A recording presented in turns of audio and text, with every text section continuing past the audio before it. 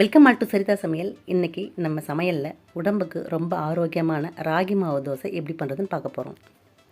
இப்போது ஒரு கப் ராகி மாவு எடுத்திருக்கேன். இந்த கப்போட அளவு 300 கிராம். கூடவே 2 ஸ்பூன் ரவை சேர்த்துக்கிறேன்.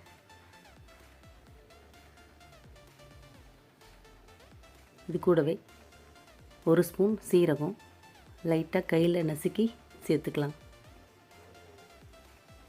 இப்போது தேவையான உப்பு சேர்த்துக்கலாம். 1 கப் ராகி மாவுக்கு 2 கப் தண்ணி சரியாக இருக்கும். நம்ம கொஞ்சம் கொஞ்சமாக ஊற்றி கலந்துக்கலாம். நல்லா இதை மிக்ஸ் பண்ணி விட்டுருவோம். கட்டி இல்லாமல் நல்லா கலந்துக்கணும். அதனால் நம்ம கொஞ்சம் கொஞ்சமாக தண்ணி சேர்த்து கலந்து விட்டுருவோம்.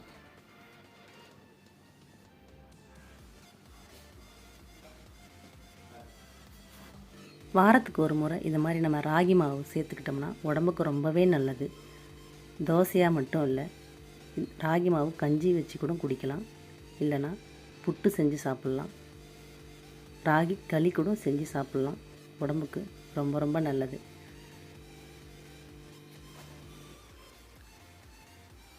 அவ்வளோதாங்க. இது நல்லா மிக்ஸ் ஆகிடுச்சு. இப்போ பார்த்திங்கன்னா நமக்கு இந்த அளவுக்கு தண்ணியாக இருக்கணும். அப்போ தான் தோசை நமக்கு நல்லா வரும். இப்போது இதை மூடி ஒரு 10 நிமிஷம் அப்படியே வச்சுருவோம். நம்ம ரவை இதில் சேர்த்ததுனால கொஞ்சம் ஊறி வரட்டும். கூடவே ஒரு கேரட் துருவி வச்சுருக்கேன். ஒரு வெங்காயம் பொடியை கட் பண்ணி வச்சுருக்கேன். 3 பச்சை மிளகா பொடியை நறுக்கி வச்சுருக்கேன். இப்போ பார்த்திங்கன்னா இது நல்லா ஊறிடுச்சு. ஒரு 10 நிமிஷம். இது கூட நம்ம கட் பண்ணி வச்ச கேரட், வெங்காயம், பச்சை மிளகாயை சேர்த்துக்கலாம்.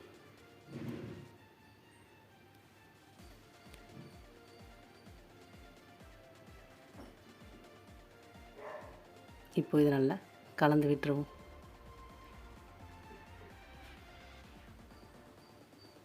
அவ்வளோதான்.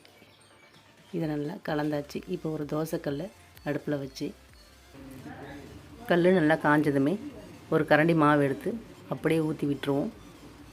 இதை நம்ம சுற்றி தேய்ச்சி விட்டோம்னா ஒட்டிக்கிட்டு வரும். அதனால் அப்படியே ஊற்றி விட்டுடலாம். இப்போது இது மேலே 2 ஸ்பூன் எண்ணெய் சேர்த்துக்குவோம். எண்ணெய் மட்டும் இல்லைங்க, நீங்கள் நெய் கூட விருப்பப்பட்டால் சேர்த்துக்கலாம். இப்போது இதை திருப்பி போட்டுக்கலாம். பார்த்திங்கன்னா செவந்து வந்திருக்கு. அவ்வளோதாங்க, திருப்பி போட்டாச்சு. இது 2 பக்கமும் நல்லா வெந்துருச்சு. இப்போ இதை எடுத்துடலாம்.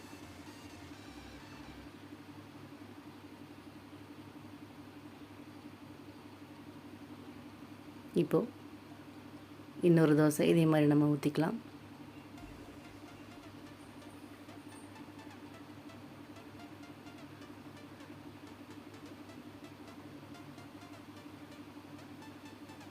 அவ்வளோதாங்க. இது மேலேயும் நம்ம எண்ணெய் ஒரு 2 ஸ்பூன் சேர்த்துக்குவோம்.